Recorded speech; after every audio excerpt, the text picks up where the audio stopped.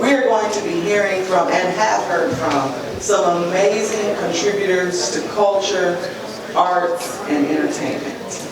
My name is Mia Johnson, and I'm with the Los Angeles County Department of Arts and Culture. And in my role as the Department of Arts and Culture, I am overseeing an initiative called Creative Career Pathways for Youth. So all about today is exposing young people to the creative careers, to the creative economy more broadly. And this initiative was basically introduced by the Board of Supervisors for Los Angeles County to expose young people to all of the amazing opportunities that exist in the creative economy. Because a lot of folks think that there aren't any opportunities. Folks think that there's not a lot of money to be made, or that, you know, the parents say, you can't do that as a job. You can't be a rapper. You're not going to make any money. Well, I'm here to tell you that the folks you're hearing from today are making money. And they're in arts, media, entertainment, tech, and all the wonderful industries that are represented today. So without further ado, we're going to get started and jump right in. So all the way at the end there, I'm going to turn it over to Mr. Arabian Prince, who is also one of the founding members of NWA. And I'll let him... I see, look, they all turned around now. Yeah, exactly. They was all bored. Right? What? There's a lot of folks here today that are contributors to the last 50 years of hip hop. So just pay attention, the culture, everything is being well represented. One of the things that I want to make sure that we do is get an opportunity to hear from you all. So I want to have you introduce yourselves, give a little bit about your background, and some of your current projects. And we'll take a few minutes to do that, and then I'll come around with a few more questions. So we'll start with you. Okay, I'll start up. I'm Triple OG, Arabian Prince, one of the founding members of the rap group NWA. For y'all little kids over there, that's Dr. Dre, Ice Cube, Eazy-E, MC Ren, and DJ Yella, and yours truly. So if you don't know who I am now, you know. But in parallel to that, believe it or not, when I was a young kid growing up in Compton at the age of, 15, I became a DJ, just like some of the other people talking about. I became a DJ back at the beginning of the whole hip-hop movement on the West Coast. And got into DJing, but I found out, well, let me go back, let me say this first. When I was your age, there was no internet. This was into the before times.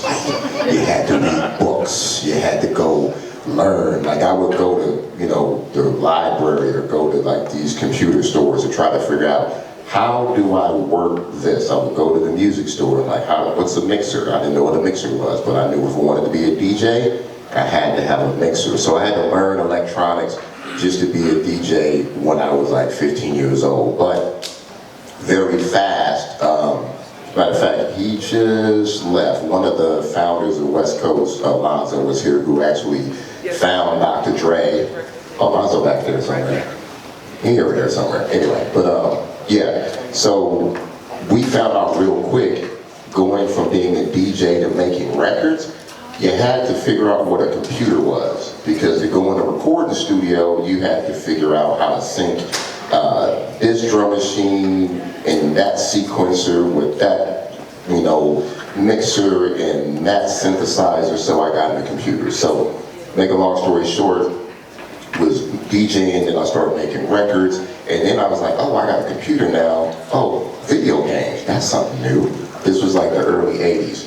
And I was like, I want to make video games. So I taught myself how to do sprite animation, coding, and 3D animation, and started going to these little stupid, I call them stupid because I thought they were, these conventions called SIGGRAPH and Computex and CES, trying to learn more about computers, and stumbled across a company called Saban that made a cartoon that y'all might know called Mighty Morphin Power Rangers. And because I was so good at messing around with animation and stuff as a hobby, they invited me to work on that cartoon. So I did all the visual effects on the first series of the Power Rangers while I was rapping and on tour, and then ended up working on Silver Surfer, Addams Family, Casper, Independence Day, the movie Contact, and all these things. And then I got into video games and worked on probably half the video games that you guys have played or still play to this day. So coming from being a DJ, I became a rapper, and now I'm in the tech space, and I own my own gaming PC company, and I'm the CEO of a medical company. So that's me. That's awesome. And who knew, right? Like, you never judge a book by its cover. Now, I still wear Jordans. I love it. I love it. All right, and next we have Keith White, founder of Afro Animation and the creator of the Afro Animation Summit. And you can talk more about what you do. Thank you. Again, Keith White. I started my career in television syndication. I used to license ethnic themed movies and TV shows and distribute them in the United States and the various TV markets around the country, reaching about 80 million TV households, and then selling the advertising, tying back to major brands like McDonald's and Coke's. And from that was early 2000. 2010, I got into building websites. I am not a programmer, but I hired programmers, work with engineers to build websites. And then that took me to an opportunity with Sony Music Latin down in Miami. I was vacationing a lot in the Dominican Republic and had a lot of friends, and one of my friends worked with a local mobile phone company called Orange, which is a French telecom company in the Dominican Republic. And sort of pre-iTunes, you used to be able to download your music, depending on how old you are, through your mobile phone or through your wireless carrier. iPod. Exactly. So we got to deal with Sony Music Latin to, what essentially we did was we built a platform that allowed the mobile customers to download that music, which was Sony's digital catalog. And then from there, we did some stuff in Brazil, building a payments platform, and then went to the Ukraine and built another payments platform, went to Nigeria, built a marketplace platform for peer-to-peer trading. So really, since 2010, really was doing a lot of media and tech. I was originally a media guy, got into tech, and then around 2019, I was working on a media deal in Nairobi, Kenya. We were looking to buy some media assets, me and a partner.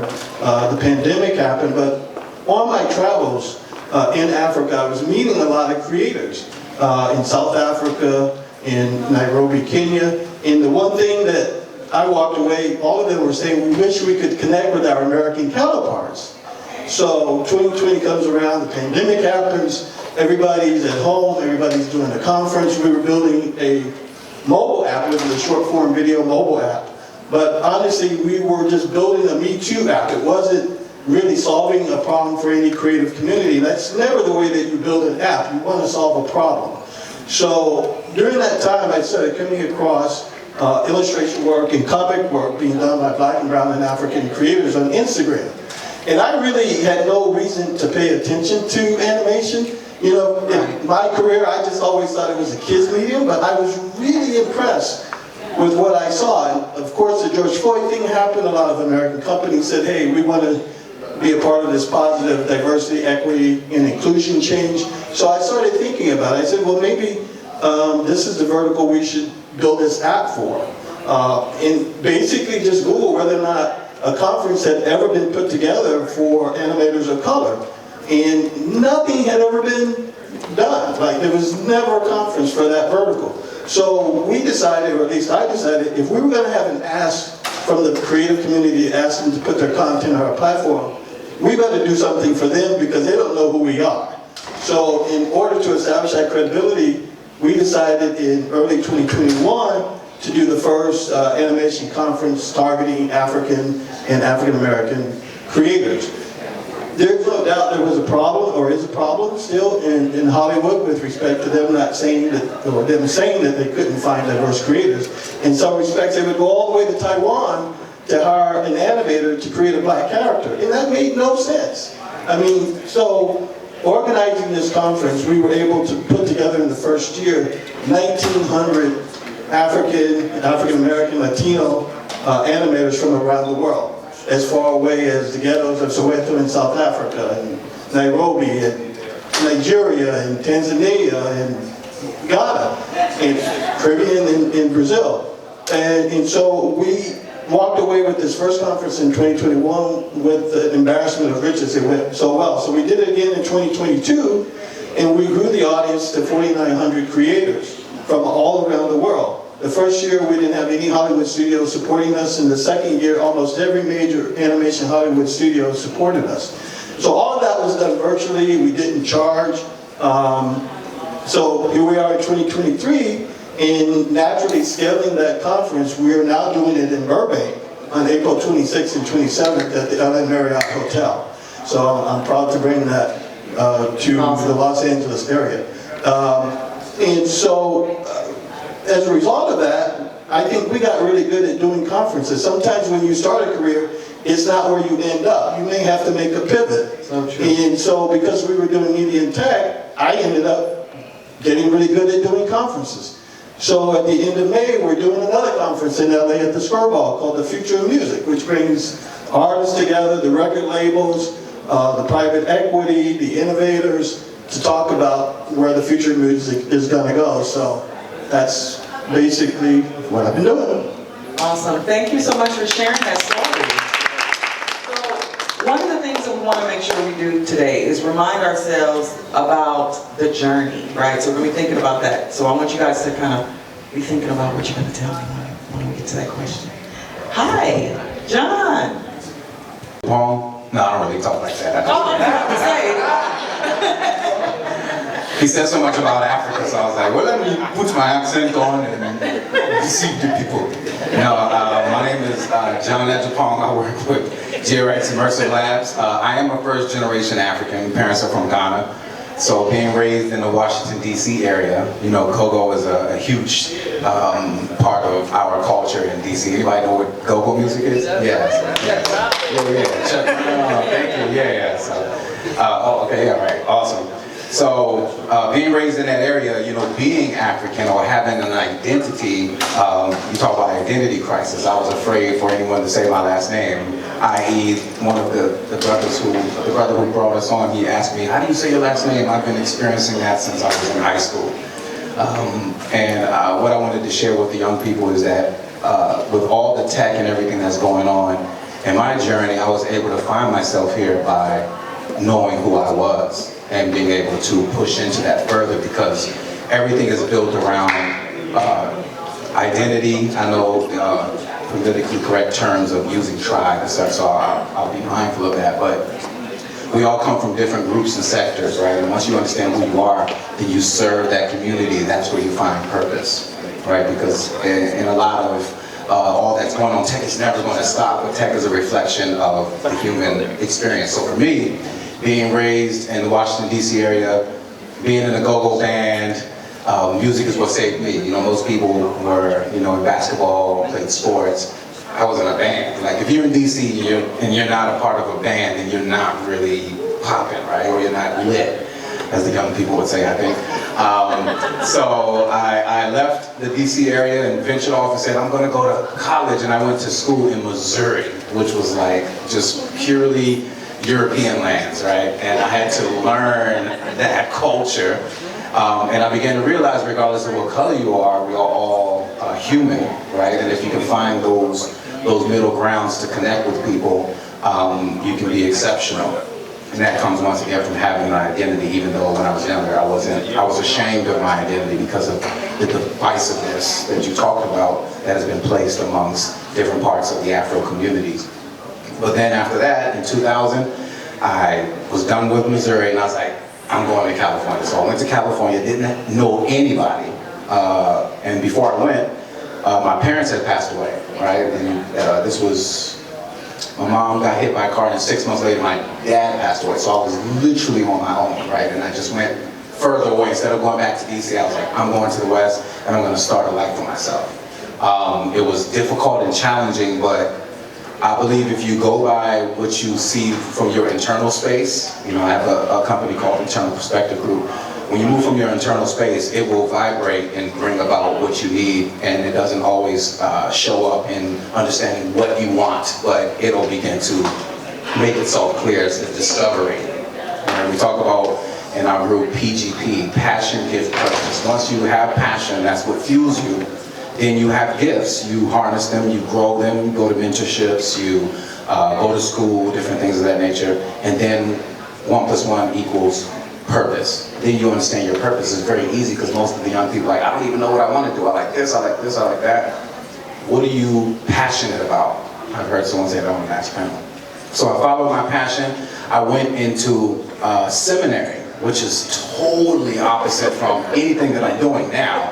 But I had a connection spiritually, and that goes back to identity. So I went to seminary, got my master's degree, and it wasn't, I started to travel. I worked for a nonprofit, and my region was Africa. So you see, I went full circle. My parents came here, dropped me off, so to speak, did what I was supposed to do, and then I ended up going to Africa as a coordinator of all these projects. So I was traveling to like 30 different countries at 30 years old, flying business class and just out there. It was beautiful in Kenya, Tanzania, all these different places, and learning about my culture and my people. And then a friend of mine in South Africa said, hey man, you live in Los Angeles, do you know any hip hop artists? It was 2010. I'm like, no, but I can figure it out, I guess. He asked me a question. I felt it in my passion because I was in the go-go band. I went towards it, started going to the clubs, trying to figure out what was going on. Long story short, 2010, I'm a part of bringing all of the hip hop acts to Africa for the first time. I started taking them globally. I took Omarion for the first time. I took Tyga. This is when Young Money was really popular. Some of y'all probably don't even know who Tyga is. And that. Anybody know who Tyga is? All right, okay, cool. Young Money, Cash Money. That was my era. In Kendrick, I was the only one who booked Kendrick before in Los Angeles as far as club deals. So that's my little contribution to hip hop. But I began to realize that it was all the same thing. Rappers are pretty much preachers, which I still need to write that book. And, right? I mean, I'll get into that another time. But I felt so good being able to take hip-hop artists to the motherland for their first time. I saw what it did to them physically, what it did to them mentally, what it did to them even in Ray Sherman. Do y'all remember them? I ain't got no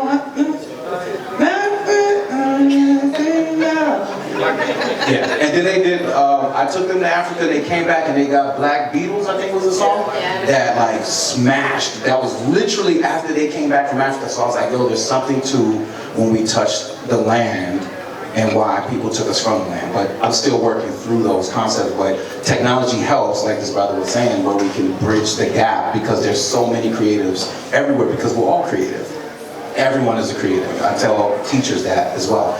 So anyhow, fast forward, traveling around, doing a lot of shows and music, and a good friend of mine, Alton Glass, who is the CEO of GRX Immersive Labs, said, I'm working on a virtual app, and I would love for you to come in and add some of your musical expertise. And I did that, and now we're moving with students and teaching them their history, that 808 you hear, boom, boom, boom. It's either tribes, that's where it started from, and then they pushed it into the digital space. So I help them educationally connect in those spaces so that they can get to their roots through sound. So we take them through a journey of sound, through the Mali Empire, the Ghana Empire, and through the slave trades, into the Negro spirituals that went into jazz and then the resilience. So you see the power of our people across the globe, and even through all the things that we've been through. Even in the Meso community, or the Latin community, the Aztecs, the Inca Mayan, we have similar foods, we have pyramids, we have a similar culture. You know, we have a history with each other, even though there's, you know, some divide there, but we use music to bring people together. That's what's up. That's what's up. Thank you so much. All right. Now, last but not least, I have to introduce Mr. Shoni Doe, and I have to say this is special to me. Because there was a time, maybe about 5 years ago, where Shoni was in the audience listening to panels about the creative economy and about people navigating their journey into the creative economy and being in a creative space. And now he's sitting next to me as a panelist, so that's very special to me. And the reason why I'm also honored to be a part of Shoni's journey is because he is one of LA County Department of Arts and Culture's first Youth Advisory Council members. And he has since been engaged as a youth advisor facilitator, participant in helping us to strategize our arts education plan for Los Angeles County. And so it's an honor to have you here along with our panelists today. So I'll let you finish talking about your journey now. Thank you so much. First of all, Yeah. Testing. Oh, wow. Holy crap. Quality. Okay, yes. Thank you so much. Yeah, it's been quite a journey, quite a ride to reach this point. First of all, it's been amazing listening to you three here. It's just a wealth of experience, knowledge, and inspiration that I had to pull out my phone because you inspired me with a thought. I was like, passion, passion. Ah, yes, that is it right there. But I really dig deep. That really is it right there. Is connecting people together. I think that has always been my main passion. Is connecting people together, and the medium I chose to which to do it started out when I was 6. My dad bought me a computer, and he was like, "I know you said you want to write. Here's a computer. Do some writing." And then I started writing, and so that's how I started getting into the creative space, writing books, novels, and then from there it just grew. And then in 2008, was it 8? Financial crash happened, and then we were waterlogged, had to go to China. So living out there took me on a whole spiritual journey throughout all of Asia. I traveled to Malaysia, I traveled to Japan, I traveled to the Philippines. I went through, as well as India. I stayed there for a whole year at the foot of the Himalayas, just right down the mountain from the Dalai Lama. And that whole spiritual process, spiritual journeys, took me way far off course from like American culture. So when I came out here, it was like culture shock. I was like, hip hop, what? Yeah, so it was an interesting ride. And through that journey, I discovered I had a passion for teaching meditation, I had a passion for connecting with others and helping them heal. And so when I came back, I was teaching meditations in both Chinese and in English. And I was designing meditation courses and practices. And then from there, I decided, hey, it's time to go to college. And when I did that, I made me to Santa Monica. And I didn't have a car, I didn't have a license, so every morning I'd be up at like 3 a.m. to hop on the train, go down there. I wanted to make the most of my day down there. So I'd be there, arrive at 6, hang out with my friends, do the classes, do the after school stuff, and I would go there 5 times a week. Utilizing that train and bus pass. So I did that for 2 years, and eventually I ran into a beautiful man who's helped put this together, Kevin Clark, who's over there in the red cap. And he saw my passion for wanting to know more, because I learned at a meeting that all these companies, nonprofits, were coming together and designing these courses for students, and the students had no idea that that was even being facilitated or how that process worked. And so for me, I was like, well, I want to learn more about how that process works, so I would like to be a voice. I'd like to figure out if I can contribute to something from the perspective of a student.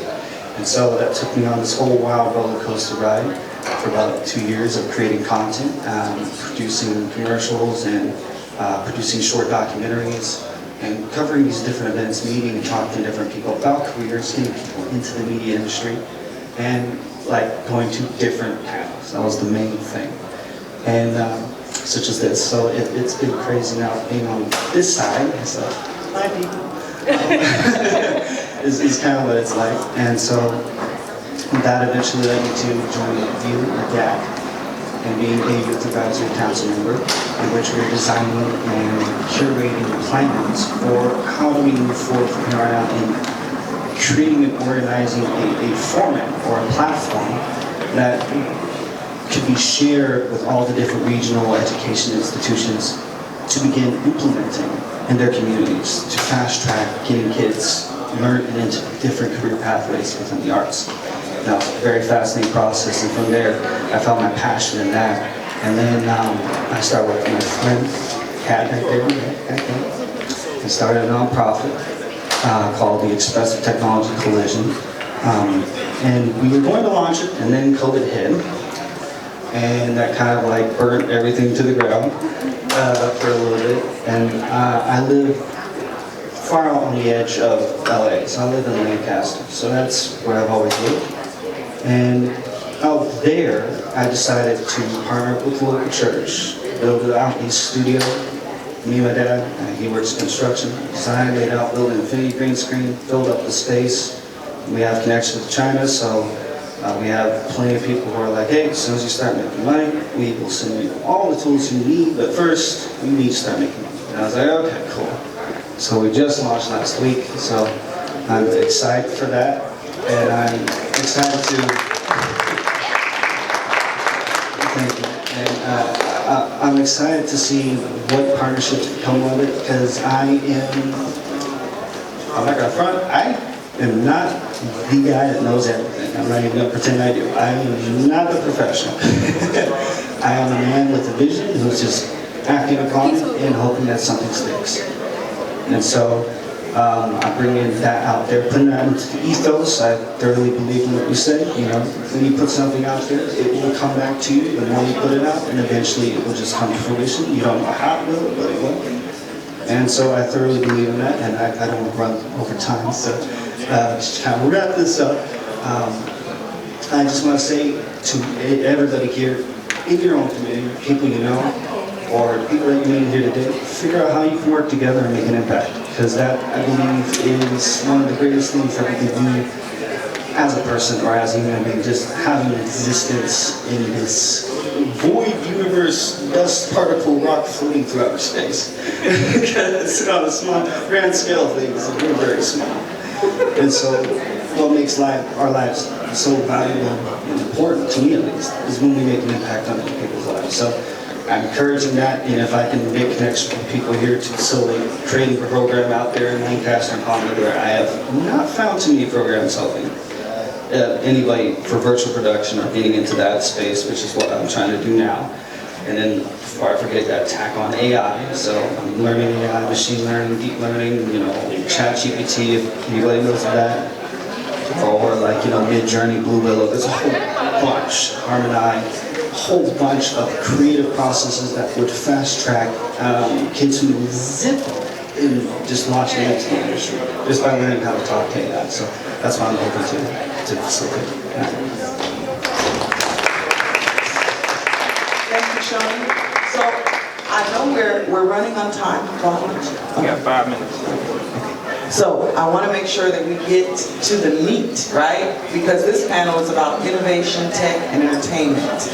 And as you've heard, all of our panelists have a background in entertainment, in tech, in music, and production, and AI, and everything else, in media arts in general. This conference today is all about digital media and entertainment, and exposure and awareness, so that maybe perhaps some of you who are interested in this type of field can learn more. So with that being said, I'm going to start with you, Reagan. Do you want to talk a little bit about how the trends of the future, as Shoni just mentioned, you know, you got AI, earlier folks were mentioning, you know, Web3, so forth and so on. What does that really mean moving forward for young people to develop the skills now to become that workforce, right? To really be able to take those jobs that are coming on the horizon? Yeah, I think that, you know, something that's very important is keeping your ear to what's next, right? Like, everybody's talking about ChatGPT. Everybody's talking about AI. Everybody's talking about the metaverse, you know, Web3, crypto, all of these things, you know, NFTs. Even if you don't know what those things are, do your research on it, because those are the jobs of the future. Those are what is going to make you money, right? And I tell even the kids that, well, I'm going to be the next LeBron, the next Kobe, the next, you know, Kevin Durant. I'm going to be a basketball star. Well, hate to bust your bubble, but less than 1% of sport players ever make it to pro. But that doesn't mean you don't have to be in sports. There's so many jobs in sports. There's so many jobs in entertainment and fashion, all of these things. So whatever your passion is, do the research on that passion, but also do the research on what can I bring to this table? What can I do that's next? What's new? What's hot? Like, okay, this ChatGPT thing is hot. AI is hot. I don't know if you know if there's any artists over there. You can just type in what you want AI to draw for you now, right? I race cars, so a buddy of mine sent me something. He said, hey man, here's the new AMG. AI, I just told it, draw me an AMG GT, this color with these rims with that, and boom, it did it, right? So that's the future. So you got to figure out how you fit in this future of technology and what you can bring to the table so that you can get a job, because you gotta eat. I like eating, so that's why I work, and that's why I got so many jobs even to this day. I mean, we make a lot of money in music, but you gotta diversify and move into something else and keep creating and hustling and doing all those things. And also, all you kids over there, bring your homies with you, right? It's a community, it's a team. You can't do it by yourself. You gotta always say, hey, if you got a knucklehead homeboy that's going that way, grab him and say, no, we're gonna go do this over here so we can all eat. So focus on the future, focus on your community, your friends, and go get it. That's what's up. Thank you. So you hear our panelists are talking about the waves of the future because they know they're in the industry every day grinding and they see what's on the horizon. They're giving you really awesome advice for how to navigate through a career in these areas if you should choose. And they're ever changing, right? They're ever changing. So Keith, I can imagine this animation background in space, that there's a demand for content both behind the camera and in front. So can you talk a little bit, well, I guess in animation it's all behind the camera, right, to be specific. But I'll let you talk more about that. Well, in the pandemic, I mean, physical production shut down, but what kept going was animation, because it didn't require, the producers and the creators to be in the same room together in physical space. So just going back a little bit to the technology component, technology changes everything. Now, it is very difficult to predict what's going to happen in the future, but like the brother said, keep your eye on those things, continue to read about those things that are up and coming. I'll tell you, this is a little bit of a diversion from the question, but I think it's relevant. 10 years or so ago, maybe 12, I don't remember, but the smartest person I knew in payments, dealing with like Visa, MasterCard, said, and I was doing the payment stuff, and he was like, hey, invest in crypto and invest in Bitcoin. And even though I was building technology, I really didn't even understand it, nor did I even care to really research or find anything out about it, because to me it was just like, I couldn't wrap my head around what it was. And sometimes people don't make moves when they don't understand, the technology. Of course, fast forward later, several years ago, it goes up to a couple $1,000. And I could have bought it when it was $3.50. But, it was just something I didn't understand, but it was something that was on the rise. So, my thoughts relative to any technology, any animation, there's a paradigm shift that's happening in the United States, and technology is driving that change. I mean, as you recall, like if you ever went to like a CVS or a supermarket or Walmart and used to check out at the cashier, now you don't have to check out with a physical cashier. You can self-checkout, right? So what happens? They're displacing or replacing the employee with technology. And that's going to continue to be driven.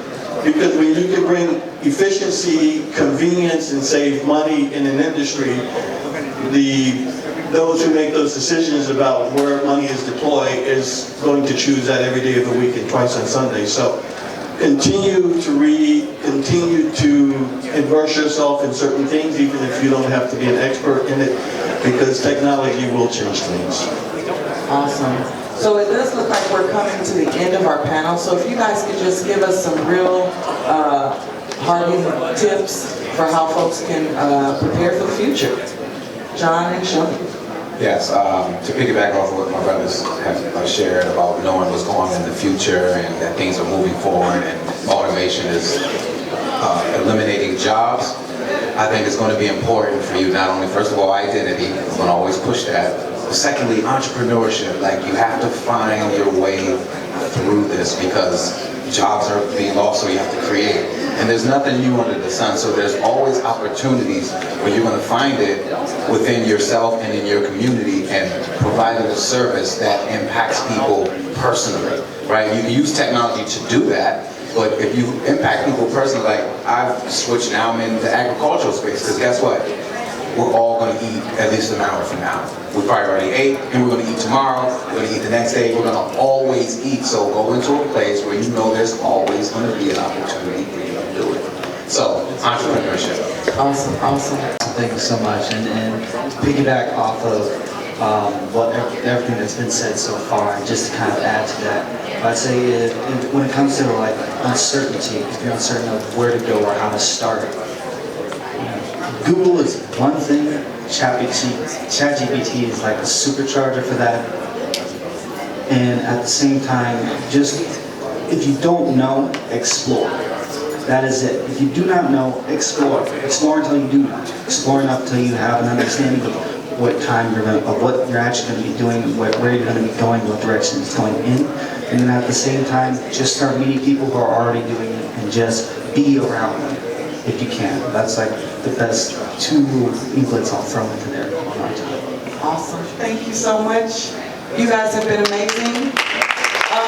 I just want to say, so first of all, this conversation doesn't have to end here, although our time is at the end. These folks are here today. All of our panelists are on LinkedIn most likely.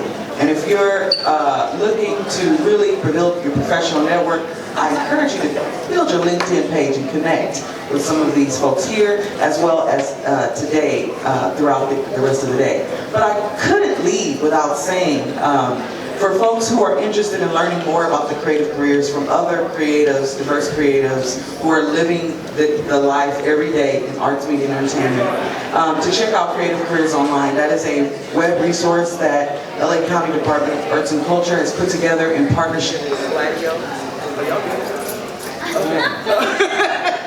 In partnership with Gladio in Great California.